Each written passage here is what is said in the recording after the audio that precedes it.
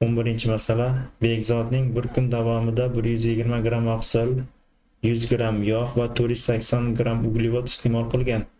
Ozuqadan hosil bo'lgan energiyaning qanchasi kilokaloriyasi nonushtadan ajralgan? Yuqori foizga binoan hisoblang.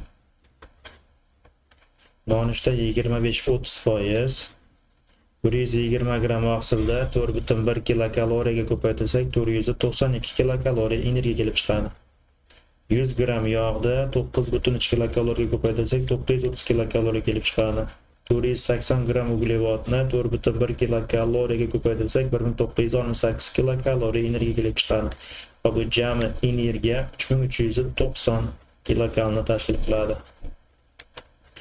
3390 kilokaloriya energiya bu 100%, yuqori foizga hisoblang degani uchun 30% ni topamiz nonushtaning. Va bu 1017 kilokaloriyaga teng bo'ladi.